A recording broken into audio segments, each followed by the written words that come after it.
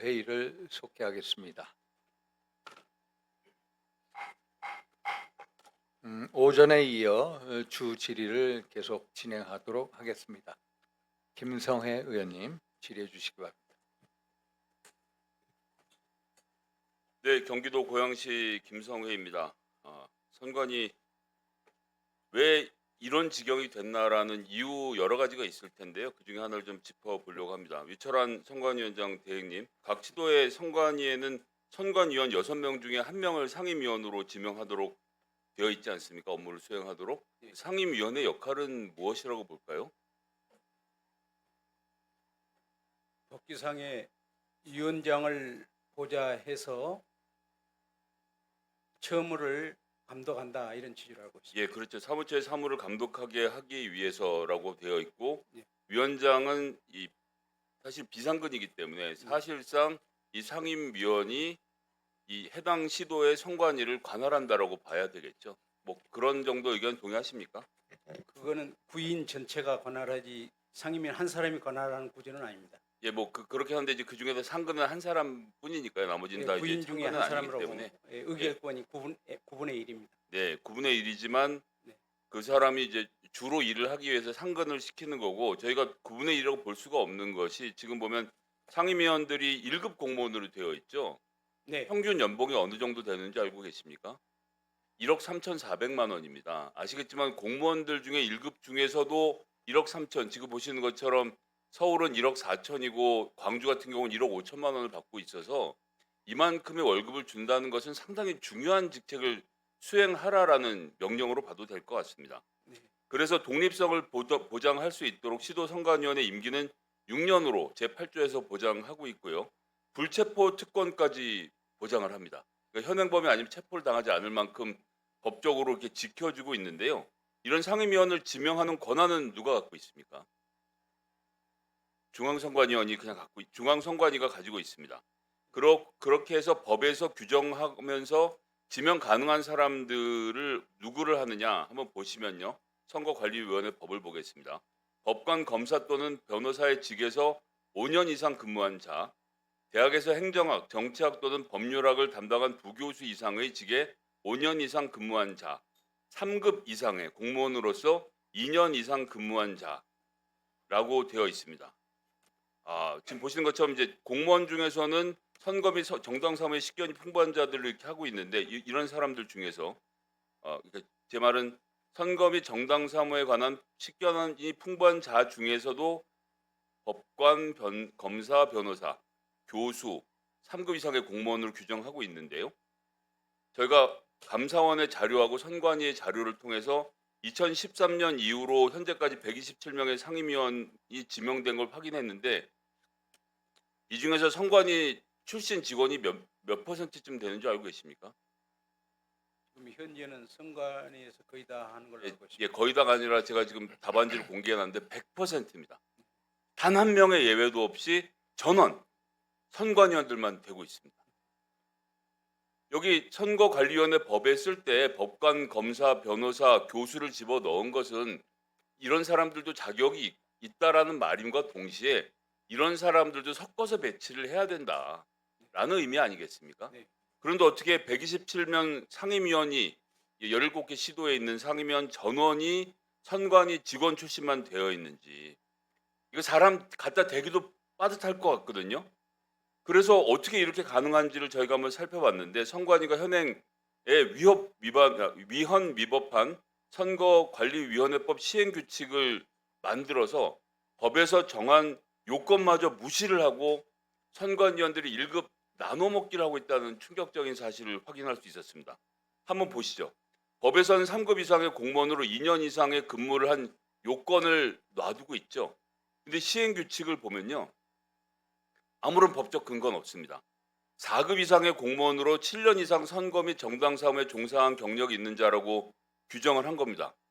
저 법조인이시죠? 네, 예, 그렇습니다. 지금 법에다 3급 이상 공무원으로 2년 이상 근무고 돼 있는 거를 4급 이상 공무원으로 7년 이상 선거 및 정당 사무에 종사한 경력이 있는 자로 하는 것.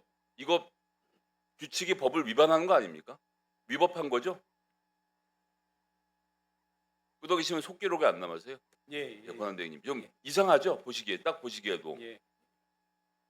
자, 7년 이상의 선거 및 정당 사무에 종사한 경력이 있는 자. 이렇게는 무슨 얘기입니까? 아, 공무원 말고 선관위에서만 뽑아라고 규칙을 만들어 놓은 겁니다. 법을 위반해서 규칙을 만들어 놨는데 이게 무려 87년에 만들어져서 40년 동안 선관위가 상임위원을 장악하게 규칙을 만들어 놓고 한 차례도 개정을 하지 않았다는 겁니다. 근데 그럼 왜 4급으로 했는지 저희가 뭐 여러 가지 상상을 해볼 수 있을 텐데 1급 이상의 직위 관리관이 4명이고요. 그다음에 4명 플러스 17명의 상임위원들. 이렇게 해서 21명의 1급 공무원이 있고 3급 이상의 직원이 69명밖에 안 됩니다. 그러니까 69명의 직원으로는 이 1급을 다 돌려서 넣을 수가 없으니까 4급 이상으로 규칙을 임의롭게 변경한 것으로 보여지고요. 이게 지금 또 문제인 것은 그 다음입니다. 법이 보장한 임기보다 짧게 상임위원을 지명하도록 직원들이 즉 승진 자리를 2년씩 나눠 먹도록 만들어놨다는 겁니다. 원래는 선관위원회 임기가 6년인데요. 선관위원회 규칙에 보면 상임위원회 지명 기간을 2년으로 운영하고 있습니다. 자, 원래 선관위원이 6년으로 되는데 상임위원을 2년으로 지명할 수 있는 건가요? 법적으로 어떻게 보십니까?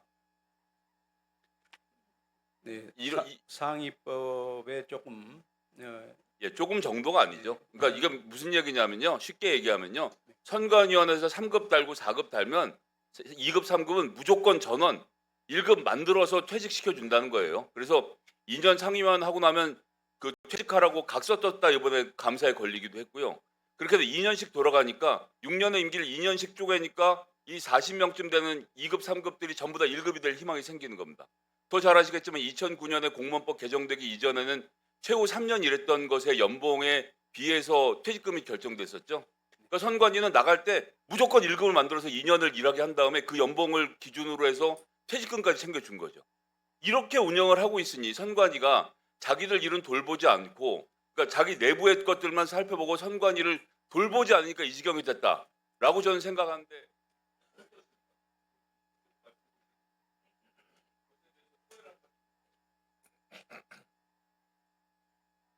국민 눈높이에 좀 위반점이 있는 것 같습니다.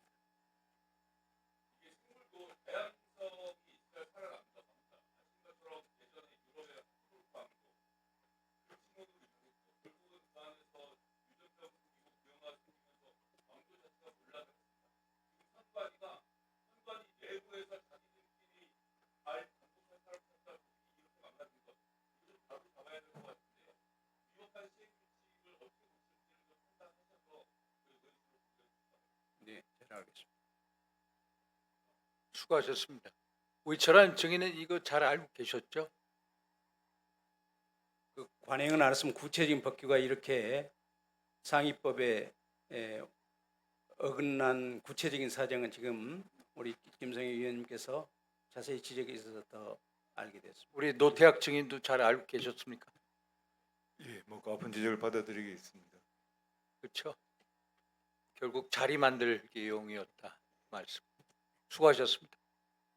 다음은 전용기 의원님 질의하여 주시기 바랍니다. 하기 전에 한 1분만 의사진행 발언 예. 드리겠습니다.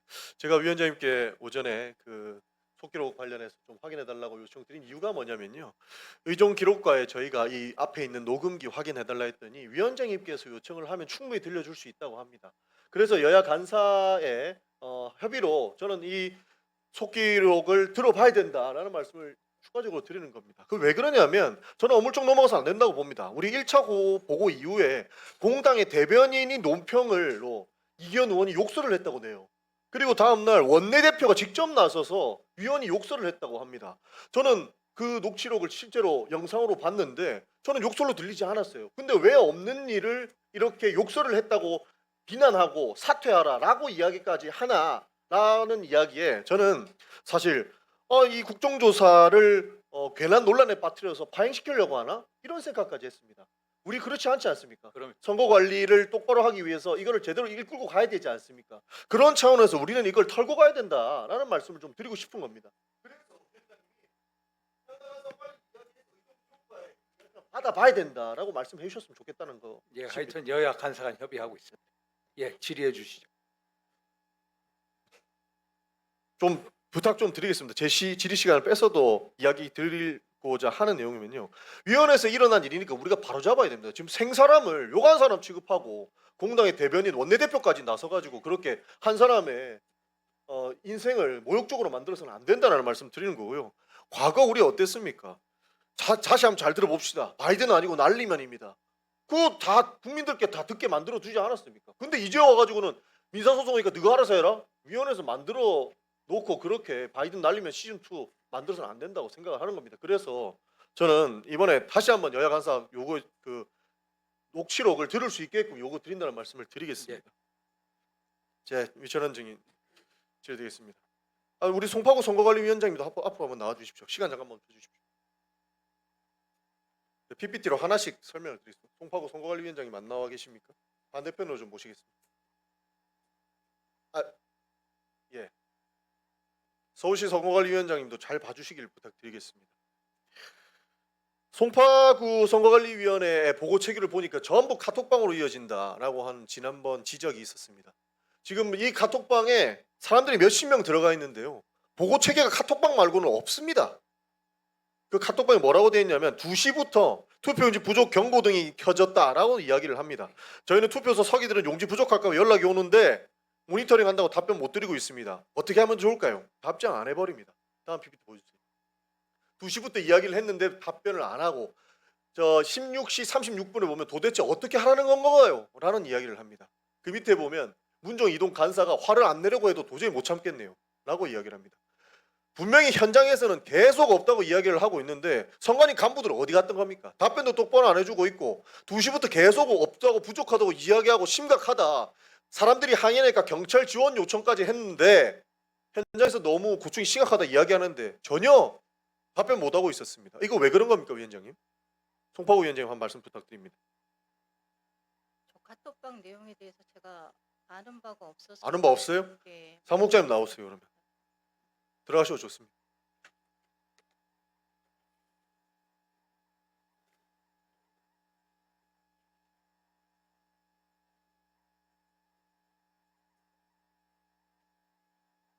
다음 PT 들어주세요.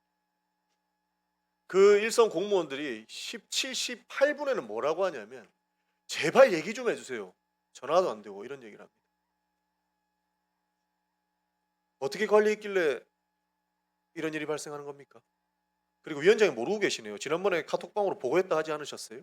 네, 상황 보고는 단톡방으로 했고요. 저 당시에 저희가 모니터링은 하면서 급한데 위주로 계속 투표용지를 이제 조합하고 넘버링해서 내보내는 시기여가지고 계속 하나하나 답은 못했습니다. 아니 현장에서 욕 먹고 있는 거는 지자체 공무원인데 항의받고 있는 거 알면서도 답을 안 하니까 제발 얘기 좀 해주세요. 전화도 안 받고 이런 얘기 하잖아요. 네, 그 상황은 근데 상황 관리가 제대로 됐습니까? 네, 많이 안타깝게 생각하고요. 너무 저희가 그 투표용지 공급에 우선하다 보니까 저런 상황에 일일이 다 답을 못했습니다. 죄송하게 생각합니다. 아니 대충 이상만 넘기면 될 거라고 생각을 하시는데요. 일일이 답변을 안 하면 어떻게 되는 거야? 지금 준비 안 해가지고 지자체 공무원들은 안 됐고 결국에는 국민의 투표권 참정권에 문제가 생긴 것 아닙니까? 근데 위원장이 모르시잖아요 지금. 네, 저희도 가용 인력이 몇 명 안 돼가지고 우선적으로 투표용지 공급에 최우선을 하고 나머지는 준비되는 대로 어느 투표소 출발했다 이렇게 간단하게는 상황은 알렸습니다. 답변을 하고 있었습니까? 선관위의 유일한 보고 체계가 카카오톡방입니까? 유선 전화가 한 2대 정도 되는데요. 유선 전화 하면 안내 멘트 나오고 또 연결을 통화 중이고 하니까 가장 실효성 있는 방법이 저 동네에 있는 직원들하고 단톡방이 우리가 선거 때 해보면 가장 제일 효율적이어서 저렇게 운영을 했습니다. 근데 지금 저렇게 답답하다고 난리가 났던 거고요. 제가 이 말씀을 안 드리려고 했는데 지금 ARS 전화 말씀하셨잖아요. ARS 전화 서울시 선관위에는 몇 명 이렇게 고용해서 뒀었습니까?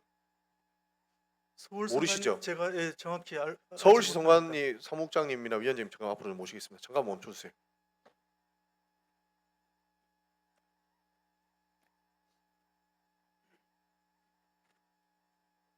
서울선관위 사무처장입니다. 서울시 선관위에서 관리하는 그 ARS 전화 인력 몇 명입니까? 몇 명 고용했습니까? 저희 지도과에서 그 법령 해석 담당으로 몇 명 고용했습니까? 한 4명 정도 고용했던 걸로 기억하고 있습니다. 그 투표소가 몇 개 있죠? 여기 송파는 146개. 근데 그 지금 저렇게 송파만 모자라다라고 140 송파만 140개가 넘는데 4명 고용해 갖고 됩니까? 예, 좀 부족합니다. 근데 그거 법률 전문가들로 고용했을 거 아니에요. 어떤 분으로 모셨습니까? 그 로스쿨 재학생이나 아니면 변호사 시험 보고 현재 그 합격자 발표를 그분들이 선거 사무에 대해서 잘 알아요? 주로 이제 그 법령 해석 부분에 대해서 답변 위주로 했습니다. 그럼 저 투표용지 부족 사태 이런 것에 대해서는 서울시도 늦게 아셨잖아요. 예, 사실 이거 관리가 하나도 안 된 거 아닙니까? 중선관위 사무총장님, 홍 서장님 유일한 보고 체계가 지금 카톡방입니다. 그리고 지금 ARS 담당하시는 직원들 고용했다라고 하는데 중앙선관위만 10명 넘게 고용하고 서울시 뭐 한 4명 고용하고 다른 데 한두 명씩 고용했어요. 그러니까 이런 참사가 일어나는 거 아닙니까? 어떻게 보십니까? 뭐 해당 위원회에서 실정에 맞게 이제 그 고용을 한 걸로 알고 있고요. 특히 이제 중요한 사건이 발생해서 상급인의 지휘를 받아야 하는 상황은 지침이나 편람에 의해서 이제 보고를 하도록 되어 있는데 그런 부분이 좀 유효했던 것 같습니다. 다음 PPT 한번 죄송합니다. 보겠습니다. PT 한번 틀어주세요. 현장 지원 중인 지자체 공무원 보고에도 제대로 된 지침 하나 전달받지 못했습니다. 빌려준 투, 빌린 투, 투표력 작성 신속히 지침 하달 바랍니다라고 했는데 답장 안 하나 봐요. 투표력 작성 방법이나 빨리 정해주세요라고 했는데 대응이 하나도 안 되는 거 아닙니까? 실제로 카카오톡방에 나온 겁니다. 다음 거 들어주세요.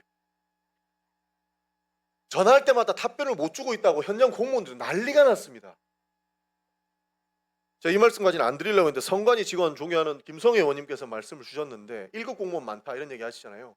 지금 선관위에 5급 이상 비율이 몇 프로 정도 됩니까? 5급 이상 비율 정확히 제가 한 40% 됩니다. 40%. 지금 중앙행정기관의 전체 5급 이상 비율이 17% 정도 되거든요. 선관위만 한 40% 돼요. 중앙선관위만. 그 인력 직무대리께서 말씀하셔도 됩니다. 맞습니까? 중앙 선관위만 말씀하시는 예. 저희들 전국적으로 보게 되면 5급과 4급 이상이 3,034명 중에 한 500 한 4, 50명 정도 되는 그러니까요. 걸로 아니 선거관리 맡겨놨더니 선관위에서는 우리 판사님들을 위원장으로 모셔놓고 의전에만 신경 쓰고 본인들끼리 자리 나눠 먹게 하고 5급 이상으로 전부 앉혀놓으니까 실물 볼 사람이 없는 거 아닙니까?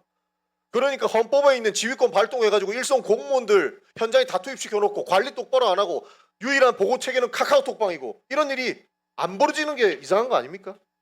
보고 체계가 잘못됐던 거는 인정할 수밖에 없습니다. 지휘 체계도 잘못됐잖아요. 인정할 수밖에 없습니다. 네, 다음 수고하셨습니다. 다음 최보윤 의원님 질의하여 주시기 바랍니다. 네, 저는 그 전산 데이터 관리 또 개표 관련된 또 투표 기록 오류 관련된 부분을 좀 질의를 하고 싶은데요. 허철훈 전 사무총장님께 질의하겠습니다. 지금 선관위에서 자료를 굉장히 늦게 제출했고요. 저희 자료를 제출한 게 너무 많이 부족하고 아직 미흡하지만 거기 나온 것 위주로 일단 질의를 드리겠습니다. 공직선거법 제193조에 따르면 당선인 결정에 명백한 착오가 있는 것을 발견할 때 10일 이내에 당선인의 결정을 시정하여야 한다고 규정을 하고 있다라고 보이고요. 이건 명백한 규정이니까요. 그런데 이제 자료에 따르면 다만 그 외에 당선인 결정에 영향을 미치지 않는 개표 결과의 일부 오류 등에 대한 수정 범위와 방법 등은 관련 규정에서 명확하게 밝히지 않고 있습니다. 라고 나와 있는 것입니다. 그렇다면 지금 선관위가 당선인 결정 영향 미치지 않는 개표 결과 일부 오류는 그럼 규정에서 나와 있지 않기 때문에 이런 부분들 수정 기록이나 이런 게 남기지 않고 있는 건지 지금 수정 범위나 방법은 규정에서 밝히지 않고 있다고 하면 어떤 방식으로 지금 선관위에서 이걸 관리를 해오고 있었던 건지 질의 드립니다. 네, 그 위원님 말씀하신 부분은 제가 지금 9월 8일 면직이 돼서 그 관련 그런 자료는 없습니다. 없고 과거에 어땠는지 여쭙는 겁니다. 이 정도 답변이 나오는 거 보면 과거에 잘 되어 있는지 의혹을 저희는 의심을 들 수밖에 없는 상황이기 때문에 질의합니다. 제가 알기로는 아마 당선인 결정 착오 시정한 거는 뭐 제가 알기로는 한 2건 정도 있었던 걸로 알고 있고 다시 한번 여쭙습니다. 당선인 결정 영향 미치지 않는 개표 결과. 그럼 이런 부분은 괜찮습니까? 저희가 한 표 한 표가 굉장히 중요한 거 아니겠습니까? 예. 이런 것들은 관리 안 되고 있었던 건가요? 그 구시군위원회에서 그런 문제가 있으면 서울 시도를 통해서 중앙에 보고가 당연히 되어야 되는데 그런 부분이 좀 미흡했다고 생각이 듭니다. 그러면 과거에 이런 사례가 더 많이 있었는데 발견 못했을 가능성이 꽤 큰 거라고 볼 수밖에 없는 거 맞습니까? 그렇게 많지는 않다고 제가 그러니까 많지 있고요. 않고는 지금 뭐 명확히 말씀드릴 수 없는 거 아닙니까? 확인이 안 되고 있는 상황인데. 그럼 수정 기록이 없는 거네요. 이런 부분들이. 그 부분 보충 답변 드려도 되겠습니까? 사무차장입니다. 네네. 그 아까 저희들 2차 기관 보고에서도 말씀드렸는데요. 그 전라북도 교육감 선거 같은 경우에 개표 결과를 오입력이 됐습니다. 이번 건에서 밝혀진 것 말고요. 네네. 일반적으로 이렇게 해왔다는 거 아닙니까? 과거의 부분에 대해서는 위원님 지적하신 것처럼 그 추가 개표에 따른 규정이 없어서 그 부분에 대해서는 반영을 하지 못했던 것이 사실입니다. 그러면 이게 저희가 당선 결정에 영향을 미치는지 안 미치는지 확인하려면 이렇게 입력하는 부분이 한 표 한 표 굉장히 중요한 부분인데 맞는 말씀입니다. 전혀 관리가 안 되고 있었다는 게 지금 국정조사에서 밝혀진 거 아닙니까? 지난 2024년 총선 때 그 수원시 영통구 관련한 부분도 개표 과정에서 이제 개표 결과를 입력하는 과정에서 착오가 발생했는데요. 그 부분은 지금 선거 소송이 지금 제기 중이다 보니까 저희들이 수정을 못했고요. 그 부분 그러니까요. 네. 그 부분뿐만 아니라 네. 지금 다른 부분들도 더 발견 못했을 가능성이 충분히 농후하게 지금 보이는 거 아니겠습니까? 지금 매뉴얼도 저희 지금 매뉴얼 자료를 주신다고 했는데 별첨 자료 아직도 안 주셨습니다. 그런데 매뉴얼이 있다고는 하는데 그 매뉴얼은 언제 만들어졌고 왜 안 지켜졌나요? 관련 매뉴얼 위원님께서 요구하신 자료 제출하겠습니다. 저희들이 별첨으로 다 제출은 했는데요. 이 과정에서 아까 오전에도 위원님들께서 그것도 오늘 주신 거잖아요. 저희가 얼마나 일찍 자료를 요청을 했는데 지금 국정조사 기간에 그것도 우리가 질의하고 있는 오전 중에 제출이 된 겁니다. 그것도 다 제출이 안 된 것이고요. 이런 매뉴얼이 있어도 또 안 지켜지는 것도 상당한 문제인데 왜 안 지켜졌는지에 대한 답변이 제대로 되고 있지 않습니다. 네, 저 잠시만 멈춰 주시고요. 진상규명 위원장님께 더 추가 질의하겠습니다. 네네.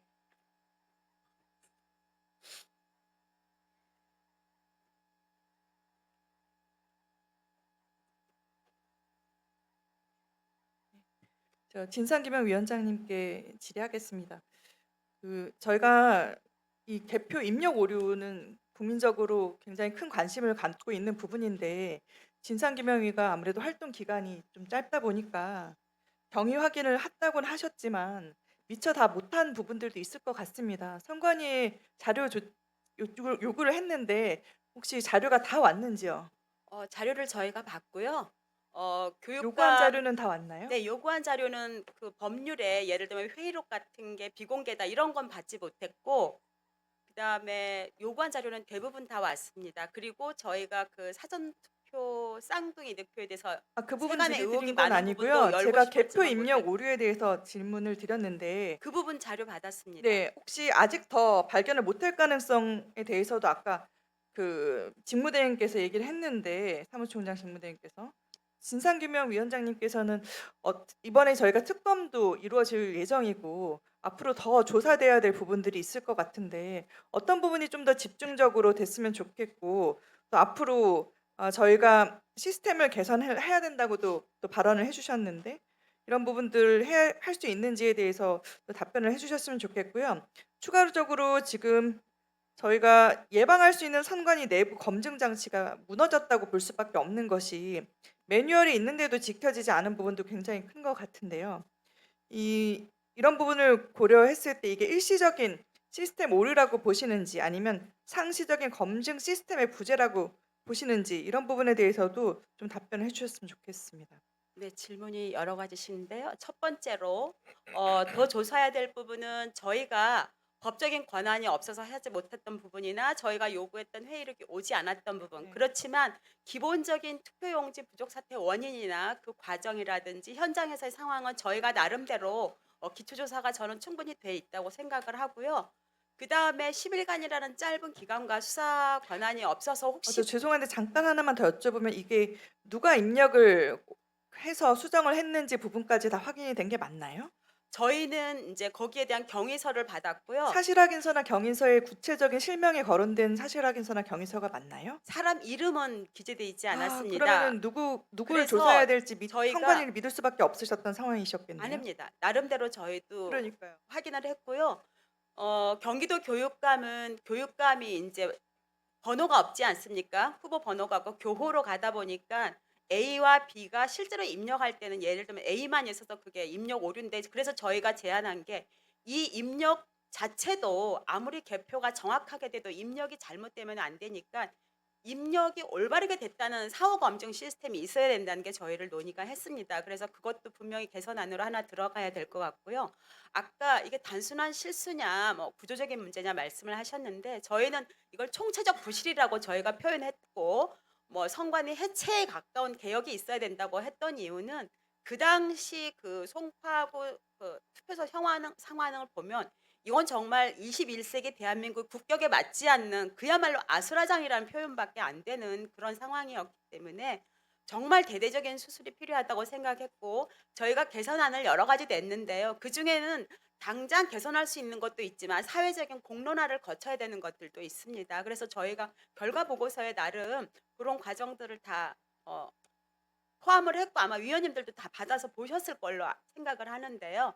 더 미진한 부분은 앞으로 특검이나 뭐 또 국정조사가 앞으로 지속이 될 테니까 그 부분 더 궁금하신 것들은 아마 더 밝혀지지 않을까 싶은데요. 저희로서는 최선을 다해서 사실 확인을 했고 거의 대부분 저희가 확인한 상황이 뭐 크게 틀리지는 않을 거라고 생각을 하지만 그래도 또 어떤 부분이 더 밝혀질지는 뭐 함부로 장담할 수는 없겠죠.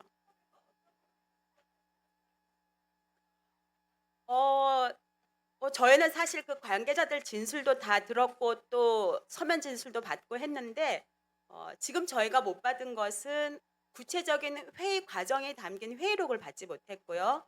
그다음에 안건이 의결된 내용이나 안건이 상정된 이런 건 저희가 다 받았습니다. 그래서 특검에서 특별히 더 밝혀야 된다면 어쨌든 특검은 뭐 또 형사적인 것도 문제가 있으니까 결국 이런 게 고의성이 있느냐 여부도 많이 또 밝힐 중심이 될 것 같습니다. 수고하셨습니다. 다음은 이해식 의원님 질의하여 주시기 바랍니다. 네, 서울 강동을의 이해식입니다. 선관위가 3.15 부정선거 이후에 헌법상 독립기구로 출범을 했죠. 장구한 독재 정권 시기를 지나왔어요. 18년 박정희 독재, 7년간의 전두환 독재. 이때는 사무총장이 내무부 공무원들이 주로 담당했고 군인 출신들도 있었습니다. 선관위를 장악한 거죠. 행정부가 말하자면 형식적으로는 헌법상 독립기구로 돼 있지만 실질적으로는 그런 거였죠. 근데 요랑쟁 이후에 선관위 내부 직원을 승진시켜서 사무총장을 임명하는 이제 그런 체제가 지속이 됐습니다. 그래서 선관위의 어떤 책임성 그리고 헌법상의 이런 어떤 독립성, 이 선관위의 정당성을 갖추려고 하는 그런 노력을 꾸준하게 펼쳐와야 되는데 최근에 와서 그것이 어떤 관료주의, 편의주의 이런 것들이 너무 횡행하다 보니까 직원 특혜 채용 의혹이라든가 소쿠리 사태라든가 또는 이런 투표용지 부족 사태에 이르기까지 정말 엉망이 돼 가고 있다 이렇게 진단을 합니다. 그래서 결국은 선관위의 이런 비상임 체제와 함께 사무총장을 중심으로 하는 이런 내부의 관료주의 이런 것을 적절한 어떤 이 통제라 그럴까 어떤 책임성을 강화할 수 있는 그런 감사 체계라든가 이런 것들이 전무한 가운데 이런 사태가 벌어졌다. 이게 저의 진단입니다. 이제 그와 관련된 여러 가지 이제 실제 사례들을 보고 있는 것인데 우리 선관위 노태학 위원장님, 전 위원장님 어떻게 보세요? 제 진단이 좀 어떻습니까? 예, 뭐 위원님 그 아픈 지적 달게 받고 있습니다. 정확하다고 생각을 합니다. 네, 그 PPT 올려주시고요. 송파 이 투표 관련해서 조금 더 세밀하게 한번 보겠습니다. PPT 올려주세요. 송파의 잠실 4동은 지난 그 질의 때도 말씀을 드렸는데 투표구가 원래 4개였는데 7개로 늘어났어요. 3개는 이제 재건축이 진행 중이었습니다. 이 그림에 보시면은 밑에 보시면 진주 아파트, 또 미주 아파트, 뭐 클로바 아파트 이런 그 재건축 단지가 있었어요. 그래서 변경 후에 7개로 늘어났는데 이게 25년 말부터 26년 상반기까지 쭉 입주가 진행이 됐어요. 이 말에 그 준공이 돼 가지고 그러면은 충분히 얼마만한 그 선거인 숫자를 충분히 예측을 할 수가 있죠. 다음 PPT 보시면은 5투, 6투, 7투가 실제 배정된 그 투표 매수에 비교했을 때 부정 매수가 각각 190, 72 그리고 잠실 4동 7투 같은 경우에 436표가 모자란 상태로 배부가 된 거예요. 이거는 이제 물론 이제 결과죠. 그 확정된 선거인 수 대비해서 그런 건데요. 다음 PPT 보세요. 그 다음 PPT. 그 송파구에서 이미 여기 공문을 보시면은 위에 그 빨간 박스 친 데 보시면은 26년 5월 12일 기준으로 예상 선거인 수를 좀 제시를 해달라 이렇게 공문을 보냈어요. 그 전 PPT. 그리고 그 밑에 박스가 그 다음 PPT. 보시면은 이미 송파구에서 1월 16일 날 잠실 4동 5투는 4,227명, 6투는 3,807명, 7투는 5,595명으로 예상을 해서 공문을 보냈습니다. 그런데 이거를 받아들이지 않은 거예요. 선관위가 왜 받아들이지 않았느냐? 잠깐 그 끊어주시고 송파구 사무국장님 한번 나와주세요.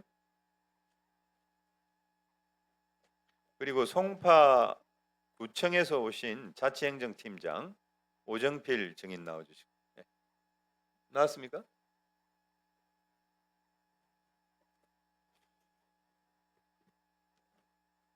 네, 질의 계속하겠습니다. 이 우리 송파 선관위는 이 선거 비용 제한액 마감 일자 때문에 3월 31일 기준으로 할 수밖에 없었다. 그렇게 얘기를 했어요. 네. 그런데 저 공문 보세요. 송파구에서는 이미 1월 달에 저렇게 입주 예상 인원을 적어서 보냈고 그리고 몇 차례 그 우리 송파구와 선관위 오간 공문을 전수를 다 조사를 했는데 이미 저렇게 공문을 보내고 있어요. 그다음 공문. 그다음 1월 16일 날 그다음 맨 마지막 PPT. 그다음요.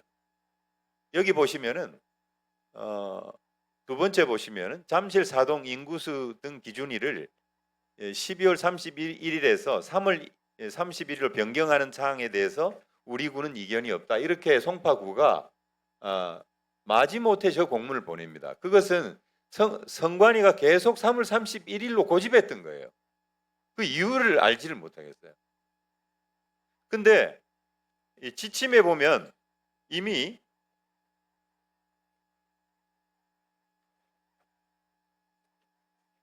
네 번째 PPT 여기 보시면은 공직 선거 절차 사무 편람에는 이미 선거 기간 개시일 전까지 인쇄 매수를 사무국장 정결로 할 수 있다.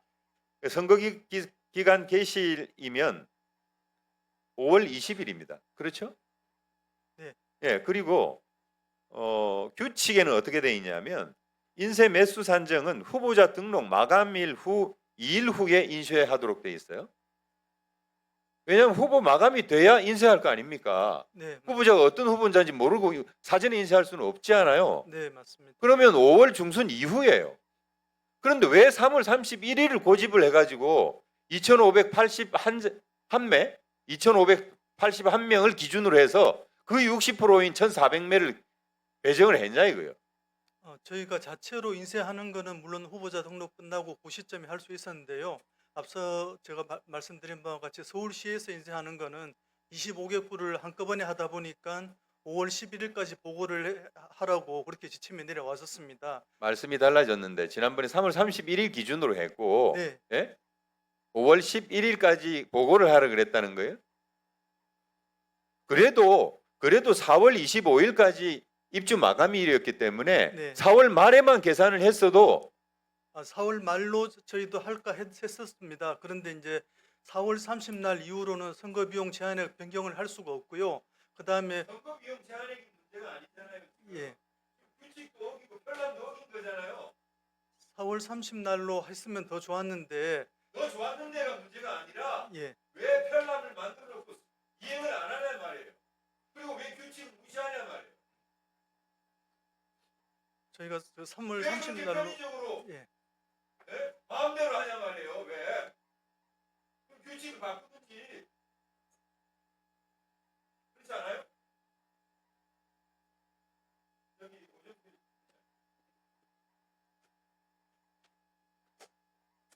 네. 그 재건축하는 단위에 얼마만큼의 인구가 얼마만큼의 입주민들이 모일지 예상을 거기 하는 거 아니에요? 예. 공문을 보낸 거 아닙니까? 예, 맞습니다. 저희가 선관위에서 요청 공문이 있었기 때문에 우선 기본적으로 공문에 맞게끔 지금 보신 자료에 보다시피 저희 송파구에서 제출한 자료입니다. 그게 맞게 했었고 그 이후에 5월 5월 달에도 담당자 유선을 통해서 선거인이 늘어나는 부분은 저희가 좀 반영했으면 좋겠다고 말은 했었습니다. 사실은 자치구 입장에서는 저희가 이제 선거 수행 업무를 시달받아서 하다 보니까 원인까지는 저희가 알 수는 없지만 아무래도 기준점 원래 12월 31일이 타 선거구 확정이 되는 그 선거 인수인데 이제 특별히 저희가 추정컨대 3월 31일은 이제 입주 시기에 맞춰서 4월 25일 입주 마감이지만 최대한 선관위에서 마지노선을 정해놓고 선거 인수를 확정한다고 보고 저희가 그렇게 제출을 했었습니다. 예.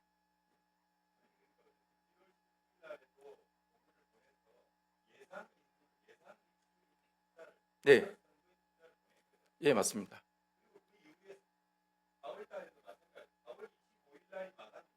네.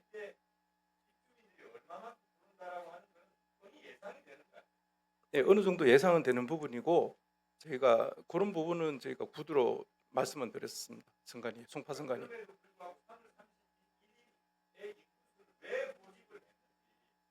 전혀 이해를 할 수가 없어요. 규칙도 어기고 편람도 어기고 전혀 맞지 않은 그런 행정을 어떻게 할 수 있냐 이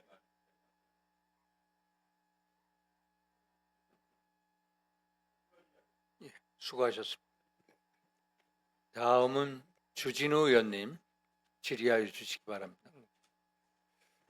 저는 국정조사와 상관없이 특검을 빨리 발족을 해서 수사를 해야 증거인멸을 막고 이 진상을 제대로 파악할 수 있다고 생각합니다.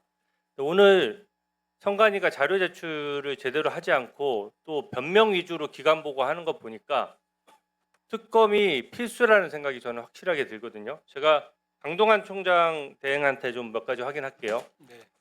저번에 중앙선관위원장 배우자가 출장한 내역과 관련해서 노태학 위원장도 배우자가 출장한 부분에 대해서는 국고로 환수하는 것을 검토하겠다고 했는데 선관위가 그 환수 조치와 관련해서 지금 조치하고 있는 게 있습니까? 지금 단계에서는 별도로 준비하는 건 없습니다. 지금 국고가 됐고 본인도 인정을 하는데 거기에 대해서 매번 이렇게 선관위가 손을 놓고 있는 게 문제고요. 두 번째로 분명히 전임 중앙선관위원장들도 전부 다 배우자 동반 출장이 있었다라고 얘기했습니다. 제가 간단히 중앙선관위원장에 대해서만 질의를 하고 자료 제출 요구를 하는데 5년치 자료만 지금 내고 있어요. 중앙선관위원장 6년 임기인데 그러면은 전임 선관위원장 그 배우자 출장 내역 총장님은 확인하고 있습니까? 아니면 모릅니까?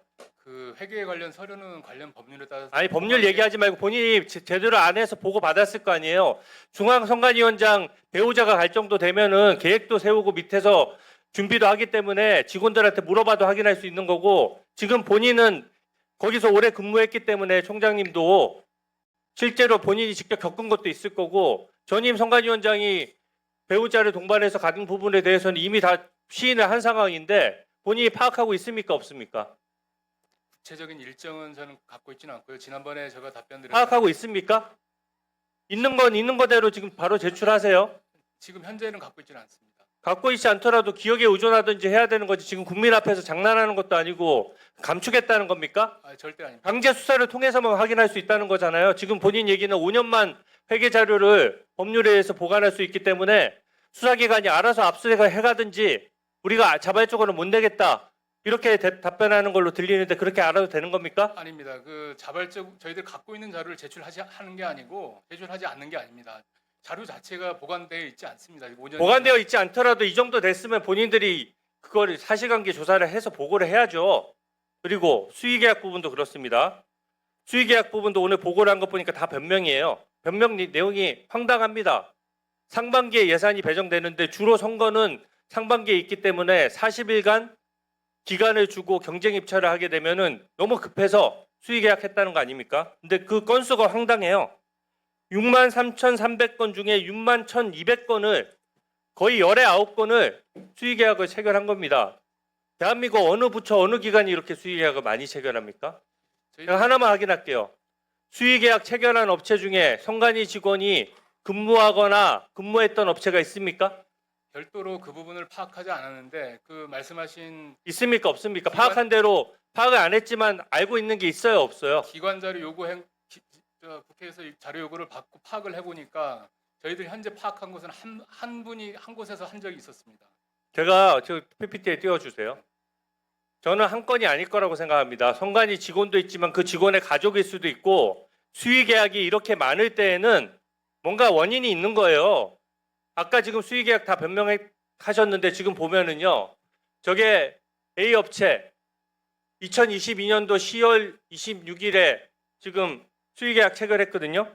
그 다음에 일주일 뒤에 바로 수의계약 체결한 그 업체에 선관위 직원 출신이 퇴직하자마자 아무런 제한도 안 받고 수석부장으로 채용이 돼가지고 8개월 근무하고 5,900만 원 받았습니다. 그리고 이것뿐만이 아닐 거예요. 전직 직원뿐만 아니라 지금 현재 제가 수사권도 없이 공개된 자료만 가지고 파악해도 저 정도인데 나머지 업체가 얼마나 많겠습니까? 선관위가 이거 별도로 조사해야 맞지 않습니까? 저희들이 그 각종 업체의 선관위 직원 출신이 있는지 없는지를 파악하기는 현실적으로 쉽지 않습니다. 그리고 잠깐만요. 네, 다음 거 보여주세요. 그게 관리 부족이라는 거예요. 수의계약이 이렇게 많을 때는 지금 보니까 저때 노태우 선관위원장한테 제가 질의를 했더니 수의계약에 대해서 아예 모르더라고요. 그 얘기는 뭡니까? 사무국만 정결로 처리하고 있는 거예요. 어느 기관이 어느 기관장한테 보고도 없이 모든 계약을 다 사무국이 알아서 하는 기관이 어디 있습니까? 지금 현재 저희 선관위 위임전결 규정에 따르면 그 예산 집행과 관련해서는 사무처에서 집행을 하고 있고요. 그러니까 그게 잘못됐다는 거예요. 그리고 수의계약 비율을 따져보고 이렇게 많을 때는 부패하지 않는지 쳐다봐야 되는 거고요. 지금 보면 노태학 위원장은 아무런 관여를 하고 있지 않다. 선관위에 물어봐도 보유하고 있지 않으니까 선관위 이해 충돌에 대해서는 지금 따지고 있지 않다는 얘기고요. 다음 페이지 좀 넘겨주세요. 그리고 이 수의계약에 대해서 지금 변명투성이로 해놨는데 선관위 변명은 그겁니다. 쪼개기 계약을 했지만 선거가 달랐거나 뭔가 품목이 달라서 어쩔 수 없이 수의계약했다라고 하는데 제가 사례를 몇 가지 들어드릴게요. 첫 번째 업체 4월 10일 그것도 작년 4월 10일입니다. 3번에 걸쳐서 4천만 원, 690만 원, 580만 원 쪼개기 계약을 했어요. 저 보십시오. 근데 그 내역을 보면 대통령 재선거 물품 포장 및 운송이에요. 홍보 인쇄 및 포장 및 운송, 리플릭 포장 및 운송. 다 이 업체가 하는 용역은 포장하고 운송하는 건데 각각 포장하고 운송할 물품을 다 쪼개가지고 같은 날에 나눠서 계약하는 겁니다. 이런 거를 쪼개기 계약이라고 하는 거고 이거는 불법 소지가 많은 거예요. 두 번째도 마찬가지입니다. 4월 7일과 9일에 나눠서 계약을 하는데 다 개별적으로 계약하는 품목들이 다 합쳐서 발주도 할 수 있는 부분이에요. 그 밑에도 2022년 4월 22일과 29일에 나눠서 계약을 하고 그 다음에는 올해 4월 2일에 수의계약을 체결하면서 똑같은 투표함을 제작하고 잠금 장치를 제작하고 투표함 뚜껑을 제작하는데 각각 분리해서 발주를 합니다. 그렇게 할 합리적인 이유가 있습니까? 보시면 투표함 추가 제작과 우편 투표함 뚜껑 추가 제작 보십시오. 내용 자체가 다른 겁니다. 투표함 내용이 다르더라도 수의계약은 이런 식으로 관리하면 안 되는 겁니다. 그리고 선관위 직원이 여기서 근무한 게 나왔는데 무슨 그렇게 할 말이 많아요? 그리고 선관위 직원 외에 가족이나 다른 지인 챙겨주는 거 없다고 본인이 장담할 수 있습니까? 한번 말씀해 보세요. 관리를 안 하면서 얘기할 수 있어요, 이건? 저희들이 관리를 하면서 얘기를 해야 될 거 아닙니까? 파악할 수 없다라고 답을 드렸습니다. 했었어야죠. 지금 다 지나고 나서 파악 하나도 안 하고 있다가 이제 파악할 수 없다라고 하면서 지금 파악 안 하고 있는 게 지금 자랑입니까? 한번 얘기해 보세요.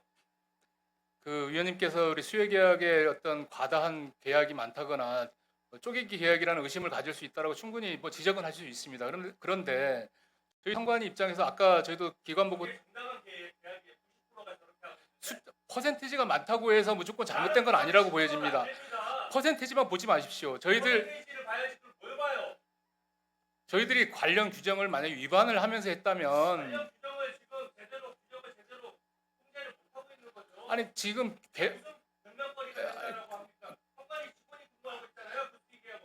그 부분 계약법 시행령 부분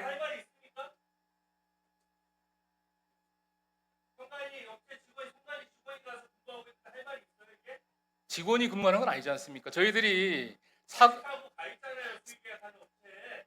사급 이상 공무원들 같은 경우에는 그 취업 제한 여부를 따집니다만은 5급 이하 같은 경우는 취업 제한 여부를 따지질 않습니다.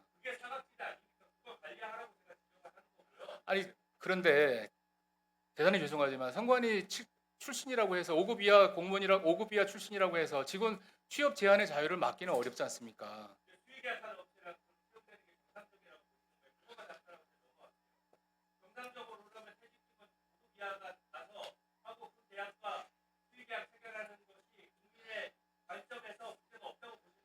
그 해당 직원이 수의계약에 어떤 영향을 미쳤거나 이렇게 하면 위원님 말씀처럼 당연히 그 문제 제기를 할 수도 있습니다. 근데 그 부분은 확인되지는 않은 부분이어서 제가 답변드리기 좀 어렵습니다.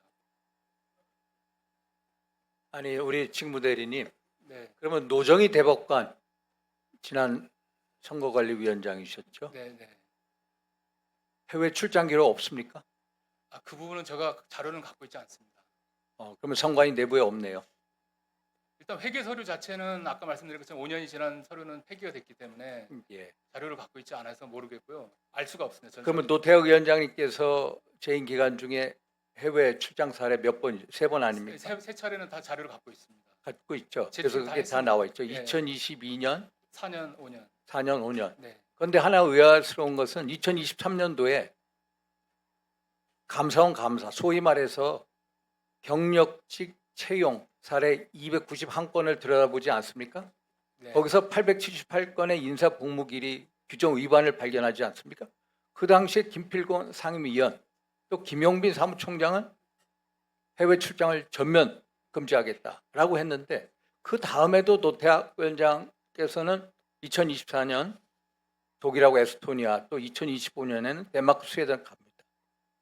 조직이 비리투성인데 어떻게 또 선거관리위원장만 이렇게 가냐.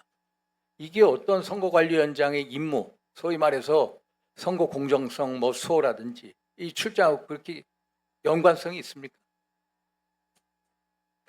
그 부분은 우리 노태학 위원장님 연관성이 있습니다. 예, 뭐 다시 한번 그 지금 현재 국민의 눈높이에서 대단히 부적절했다는 점은 깊이 인정을 하고 반성을 하고 있습니다. 다만 이제 2022년과 2024년, 2025년은 당시 지방 동시지방 선거, 2024년 국회의원 선거, 또 2025년은 대통령 거리 선거. 사실은 그 선거가 마치고 마무리가 되면서 저뿐만 아니라 우리 직원들도 또 해외 연수의 길을 수행하기 위해서 한 3명이 따라가게 됩니다.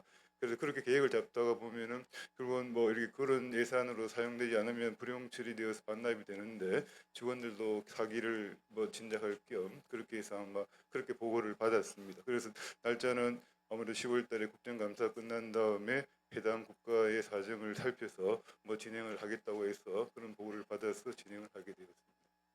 그렇게 외유성 출장 가셨는데 문제는 선거관리위원장께서 사무를 통할하는데 투표용지, 인쇄 축소 이런 결정 전혀 모르신다는 거. 일종의 바지사장 같이 선거관리위원장을 해놓고 그냥 사무처가 따라가는데 아 위원장님 이거 한번 가셔야 됩니다 하면 따라간 거 아닙니까? 그래서 부인까지 동반하셨죠.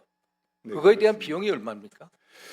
제가 이제 아직까지 그 자세한 자료를 요청을 해놓은 상태고 다만 언론 보도를 비춰보면 3번에 걸쳐서 이 직원들하고 다 합쳐서 이렇게 그 중에서 배우자가 든 비용이 아마 항공료를 한 3,300여만 원인 것 같고 그 외 나머지 체재비, 식비 이런 부분은 자료 요청을 해서 오는 대로 해서 그 확인을 해서 그 부분에 관해서 바로 국고에 반납을 하든지 아니면 적절한 방법으로 사회에 다시 그 환원하도록 하겠습니다. 그래서 구체적으로 반납하시겠다는 거죠. 네, 그렇게 하겠습니다. 국고 반환하겠다. 네, 네. 배우자 그 비용에 대해서. 네, 그렇습니다.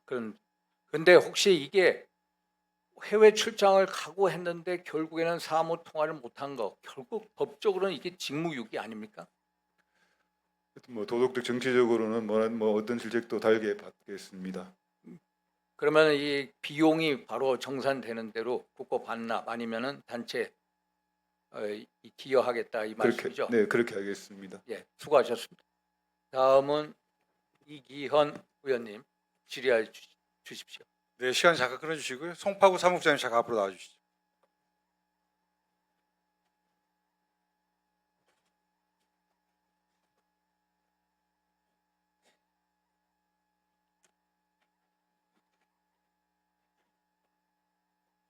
송파구 직원 13명이죠? 송파구 네. 선관위? 네. 맞습니다. 이번 사건이 터졌을 때 13명이 근무하셨습니까? 중앙에서 파견 직원 1명 포함해서 14명이었습니다. 14명이었죠. 중앙에 직원이 1명이 있었죠. 네. 해석과 전 세모 예. 행정주사 맞죠? 예. 같이 근무하셨죠? 네. 네, 들어가세요. 허철훈 사무총장님. 예. 네.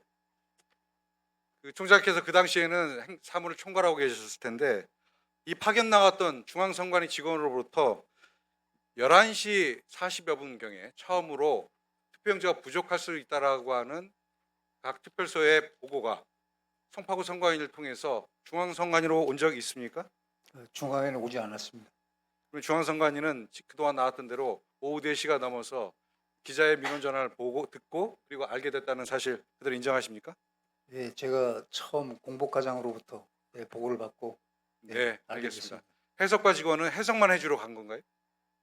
그 해석뿐만 아니고요. 하여튼 그 송파구위원회 파견을 가면 네. 송파구위원회가 업무를 받아서 아마 처리한 걸로 알고 있습니다. 송파구 선관위라는 개별 선관위에 중앙선관위 직원이 파견 나가 있었습니다.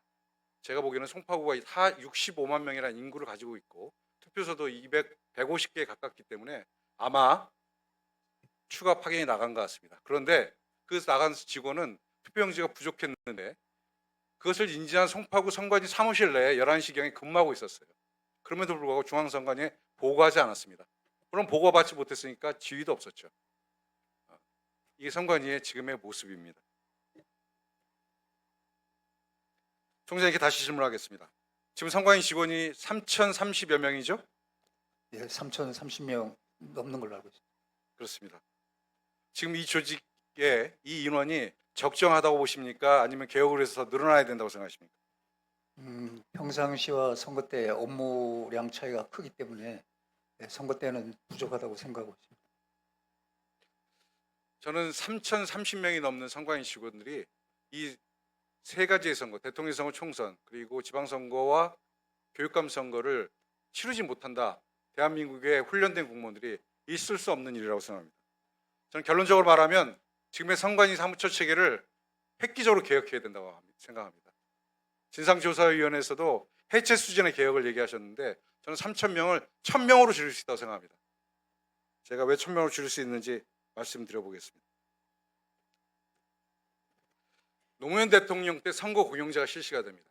다들 기억하실 겁니다. 그로부터 선거가 투명해졌습니다. 그 선거 공영제 때문에 선관위의 인원이 대폭 증원이 됩니다. 그래서 지금 3,000여 명까지 이르게 된 것입니다. 선거 공영제가 대한민국 정치 발전에 기여한 바 있으나 지금의 선관위는 선거 공영제 이후에 어떠한 새로운 임무 부여받지도 못했음에도 불구하고 그리고 인터넷과 온라인이 이렇게 많이 발전한 대한민국이라는 선거 시스템 하에서 이 인원을 가지고 이 세 개의 선거를 치르고 있었던 것입니다. 그러면서도 실제로 매뉴얼도 제대로 만들지 못하고 보고 체계, 지휘 체계도 붕괴된 상태로 이어지고 있었습니다. 선거 시스템을 수출한다고 AF이라는 세계 선거 기관 협의회를 만들었고, 그리고 부실 여론조사를 조사한다고 중앙선거 여론조사 심의위원회, 인터넷 선거 보도 심의위원회 만들어서 덩치를 키워왔습니다.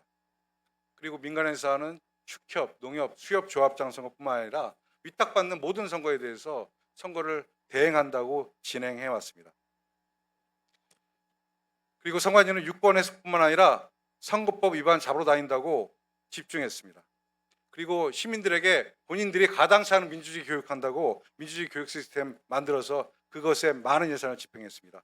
홍보도 했고 캠페인도 해왔습니다. 일부 필요하다고 생각합니다만 선관위의 기능을 뛰어넘는 선거관리위원회의 기능을 스스로 자임한 것이라고 생각합니다. 이번에 보여주듯이 이런 대형 사고가 났는데 지휘체계 내에서 보고체계 내에서 어떤 매뉴얼도 존재하지 않았습니다.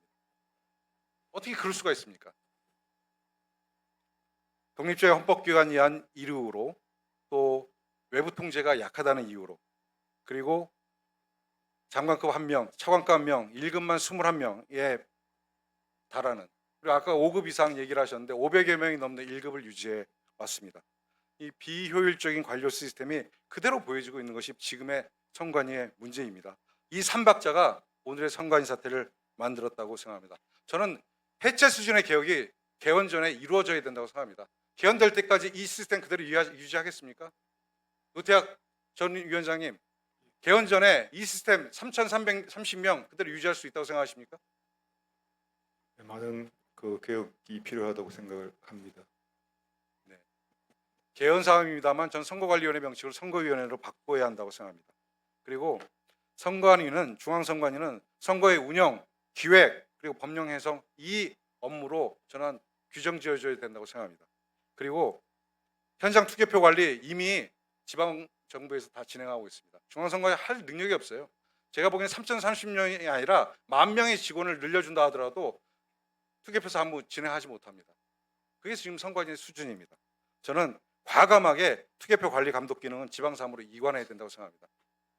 아마 행안부에서도 이런 것 관련돼서 여러 가지 고민이 있으실 텐데 추후에 장관님께 좀 질의하도록 하겠습니다.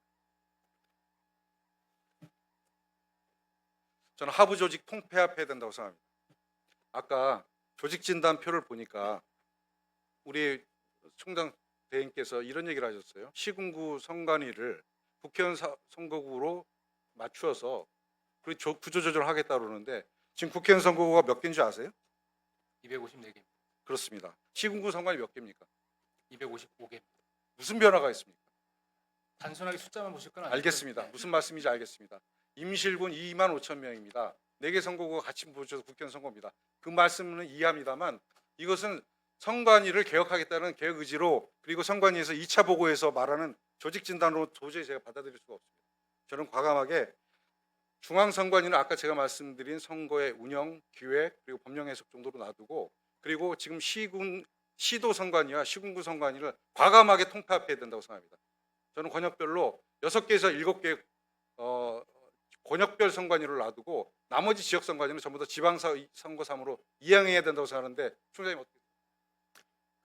존경하는 이기현 의원님 말씀 감사합니다. 그렇지만 저희들이 선거관리위원회가 헌법사 독립기관으로서 국민 여러분께 지금까지 말씀하신 것처럼 깨끗한 선거 관리를 위한 노력이라든지 아니면 생활 주변의 선거 관리를 위해서 저희들이 여러 가지 노력을 많이 하고 있습니다. 그리고 국회에서 각종 위탁 선거 부분을 저희들 선관위에 맡겨주셨습니다. 저희들 적은 인원으로 그거를 잘 해내기 위해서 최선을 다했습니다. 이런 부분에 대한 노력만큼은 기억해 주시면 감사하겠습니다.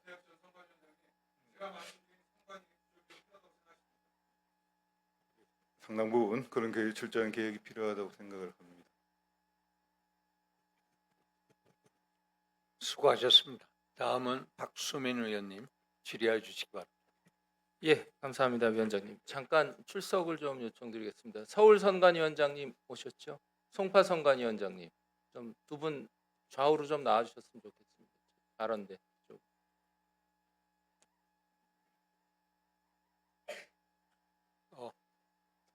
민수영 의원 우측으로 가시죠. 예, 예. 한 분은 한 분이 이쪽으로 와 주십시오.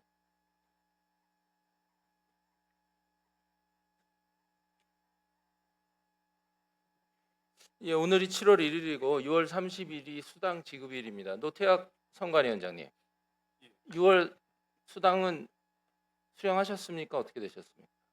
뭐 제가 확인해 본 건 아닙니다만 아마 6월 제가 8일까지 지명 해제가 되었기 때문에 그 아마 일할로 해서 보통 그렇게 계산되는 것으로 알고 있습니다. 그럼 사무총장 직무대리님, 네, 어제 결제 상신이 올라왔을 텐데 결제하셨나요? 어떻게 됐나요? 네 어제자로 결제 처리했습니다. 그럼 6월 달도 노태학 선관위원장님 수당이 지급된 거네요, 활동비하고? 일할 계산으로 하게 됩니다. 일할 계산으로. 네. 이 사고가 났는데 일할 계산으로 하게 됩니다. 오만석 위원장님, 예. 6월 수당 지급 받으셨습니까? 확인해 보지 못했습니다. 서울 선관위 나오셨죠? 사무처 마이크 좀 드리시죠. 저쪽에 시간 잠깐 멈춰주시고.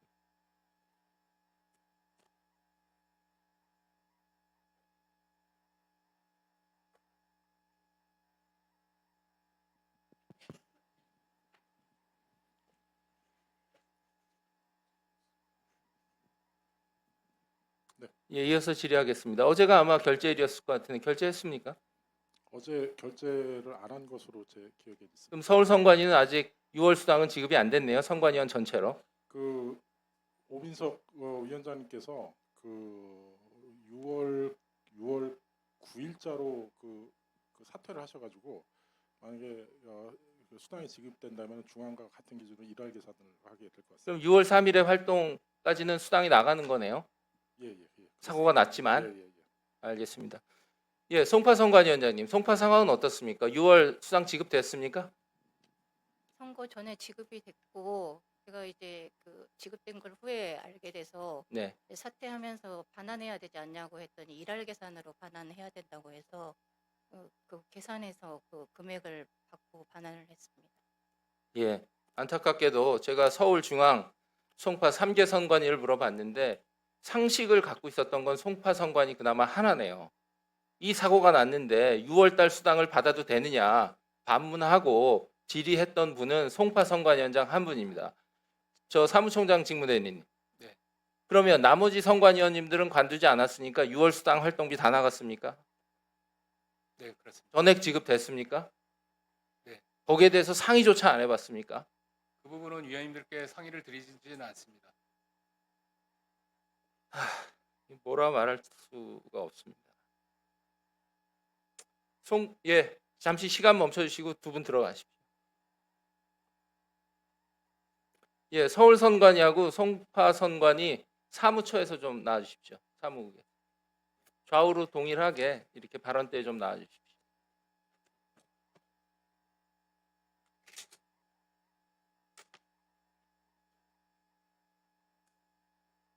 송파 선관위 질문 드리겠습니다. 2인 1조로 투표소 상황 점검 지도 가도록 되어 있지요? 네. 다녔습니까?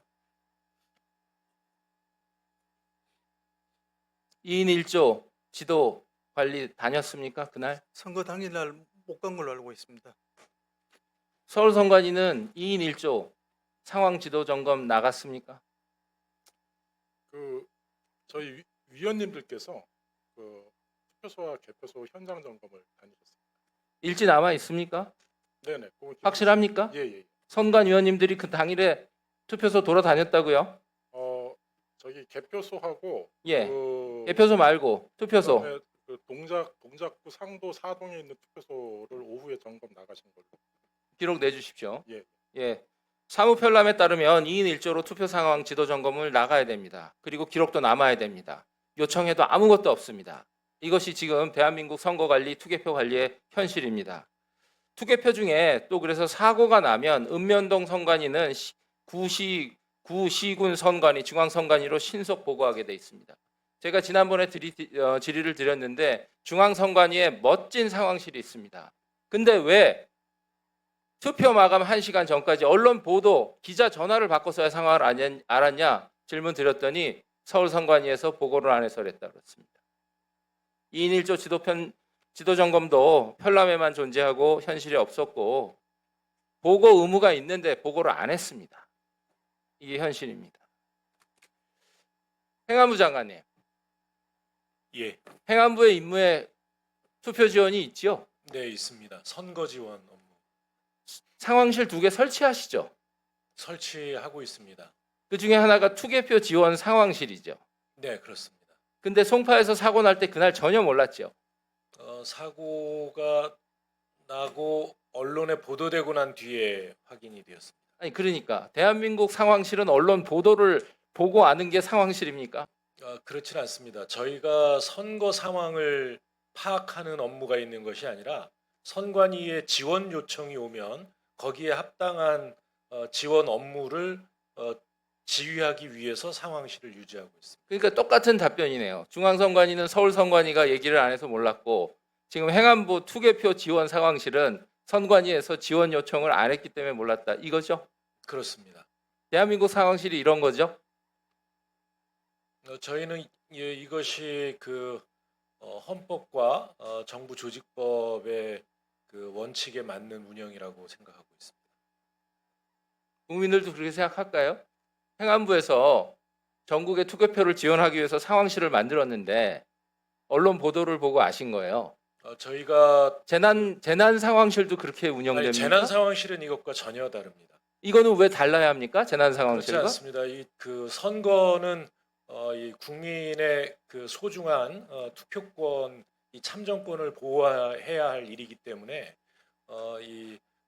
그 행정부가 직접적으로 관여하지 못하도록 헌법적인 구조가 대한민국 이루어져 있습니다. 헌법은 국민 참정권을 위해서 헌법기관으로 선거관리위원회를 만들었고 네. 그 선관위 법에 보면 행정부는 지원하도록 되어 있습니다. 지원하도록 되어 있습니다만 그래서 상황실이 생기는 겁니다. 선관위의 지시에 따라라라고 되어 있습니다. 선관위의 지시에 따르니까 상황실을 만드셨겠죠. 그러면 네, 대한민국 지시가 헌법적 있어야 상식에서 일을 할수 언론 있습니다. 보도를 보고 아는 상황실이 국민 혈세를 투입해야 되는 상황실입니까? 행안부 장관님 답변이 뭡니까 지금? 저는 제가 헌법적 점잖게 권한에 하려고 대해서 그러는데 엄격하게 이야기하고 있습니다. 왜 소리를 지르십니까? 장관님, 행안부에 엄격히 투개표 지원 상황실이 있었는데 언론 보도를 보고 알았어요. 엄정한 중립을 지키고 있습니다. 중립과 지원이 그게 다르다고? 아니, 중립을 지키기 위해서 투표용지가 부족해도 언론 보도를 보고 알아야 하고 모르세요 하는 게 그게 헌법을 지켰다고 하시는 거세요? 선거 사무에 대한 결정은 선거관리위원회가 합니다. 아니, 어제 그거 개입하라 그랬습니까? 송파구 구청에도 상황실이 있고 행안부에도 상황실이 있는데 왜 몰랐느냐고 묻는 겁니다. 그 상황실은 보고되기 전까지 모르는 상황실, 대한민국 상황실이 그렇게 운영됩니까? 그 송파구청으로 문의해 주시면 고맙겠습니다.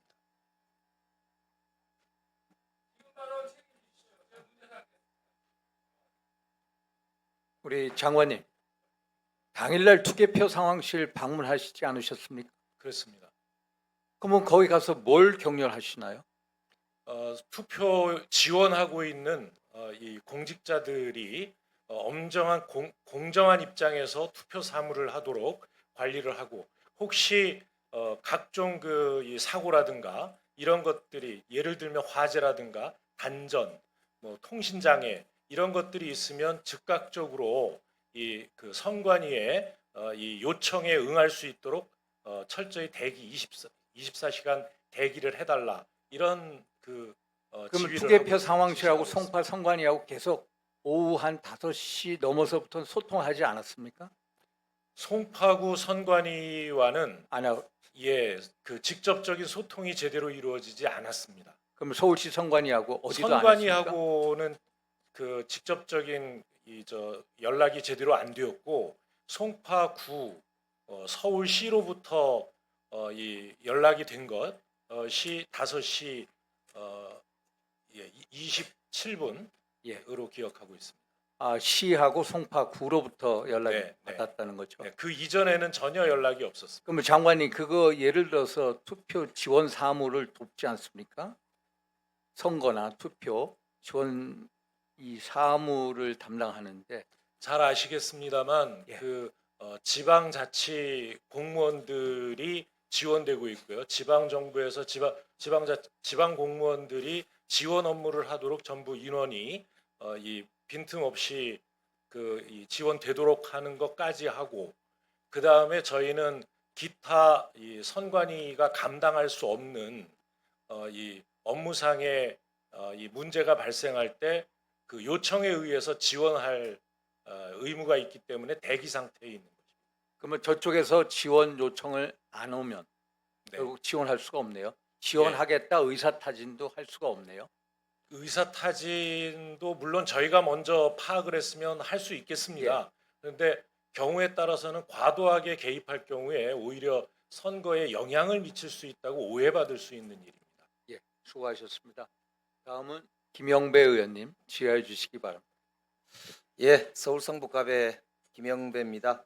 우리 행안부 장관님 오랜만에 질의 받으셨을 텐데 맞죠? 네, 그렇습니다. 예, 우리 헌법에 선거위원회로 처음에 그러니까 3.15 부정선거 이후에 4.19 혁명이 일어나고 그래서 이승만 정권이 자행했던 그 무도한 그런 불법 선거, 관권 선거 이런 거에 맞서서 국민들이 피를 흘리면서 쟁취했던 4월 4.19 혁명의 결실로 태어난 게 그 당시에 중앙선거위원회인데 맞죠? 네, 그게 2050헌법. 그렇습니다. 제 3차 개헌 때 그게 그렇게 등장을 했다가 5차 개헌 때 박정희가 쿠데타하고 나서 5차 개헌 때 1962년도인가요? 그때 선거관리위원회, 중앙선거관리위원회라는 말과 그 다음에 각급 선거관리위원회라고 하는 말이 이제 헌법에 반영이 되면서 예. 그때 이후로 지금까지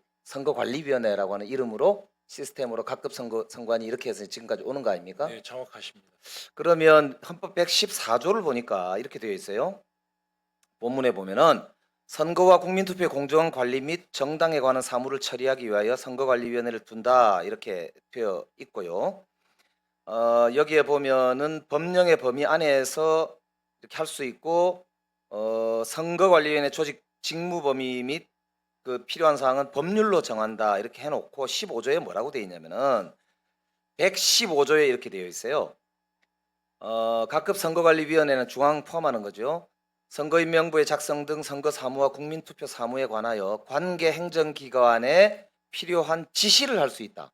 그렇습니다. 우리 헌법과 법률에 기관 간의 지시라는 단어가 들어가는 경우가 대통령과 행정부의 경우를 제외하고 지시라는 단어가 법률 헌법에 들어가 있는 경우가 또 다른 경우가 있는지 제가 잘 모르겠는데 행정부에 대해서 선거에 관해서 지시할 수 있는 곳은 선관위가 유일합니다. 그렇습니다. 헌법에 지시라는 말을 넣어놓은 이유가 저는 있다고 헌법 정신이 있다고 생각합니다. 즉 선거관리위원회하고 행정부는 지시 이행의 관계입니다. 그죠? 네, 그렇습니다. 일종의 상하 관계인 거죠. 예. 거꾸로가 아니고 그렇습니다.